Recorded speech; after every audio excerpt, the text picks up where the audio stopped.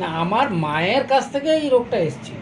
হ্যাঁ। আমার মায়ের কাছে একটু চর্মরোগটা ছিল, বয়স হয়ে গেছিলো ৮০ ৮৫, না ৮৫ নয়, ৯০ বছর বয়স হয়ে গেছিলো। হুম। তো গিয়ে মায়ের কাছে বসতো, গিয়ে সেইখান থেকে রোগটা এসেছিলো। তাকে আমি পঁচেটের, চোরপালিয়ার, এগরার, আবার এখানকার এই খুদির এই হুম, হুম। ভক্তিবাবু সবাইকে দেখিয়েছি, কোনো সেরকম রেজাল্ট নেই। তোমার কাছে এসে সত্যি বলছি একদম মানে নইলে আমি ভেঙে পড়ছিলাম যে কি কোথায় নিয়ে। কতদিন ভুগছিল?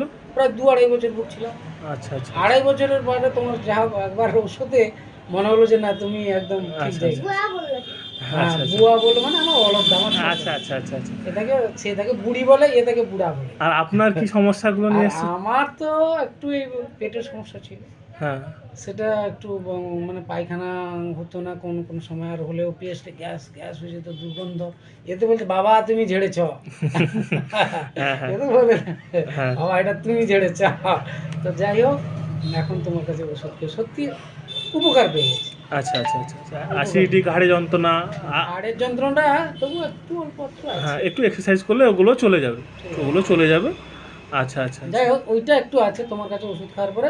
আচ্ছা। ঘাড়ের যন্ত্রণাটা একটু একটু আছে মনে হয়। আছে আচ্ছা, আছে, আচ্ছা। অস্বীকার আচ্ছা। করেন না। আচ্ছা, আচ্ছা, আচ্ছা। কিন্তু একটু আছে। বাকি এর তরফ থেকে আমি একদম মানে তোমাকে ভগবান মতন পেয়ে না, গেছি। না, ঠিক আছে। নইলে আমিও না, হ্যাঁ। নইলে এর জন্য আমি চিন্তায় ভুগছি না। ২.৫ বছর কোনো জায়গায় কোনো একটা এমন সামান্য চর্মরোগ লাল হচ্ছে, কারোর কাছ থেকে এমন কোনো রিপোর্ট নেই যে একদম কমছে না।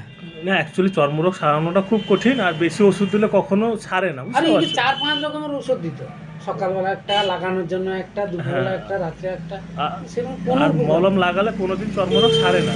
এটা হচ্ছে বাস্তব কথা। ওরকম সারে না। ঠিক আছে। তো অল্প ওষুধ দিয়ে এইভাবে আশা করি তুমি মেয়েটা তুমি এর জন্য যে উপকার করেছো, এ জানবে না তুমি তার কি উপকার করেছো। আচ্ছা, আচ্ছা, আচ্ছা। না, ভালো হয়ে যাবে, ভালো হয়ে যাবে। আপনিও ভালো হয়ে যাবেন। ঠিক আছে, আপনাদের পারমিশনটা নিয়ে ভিডিও বানালাম, তার হ্যাঁ, জন্য অবশ্যই ধন্যবাদ। অবশ্যই অবশ্যই, ঠিক আছে।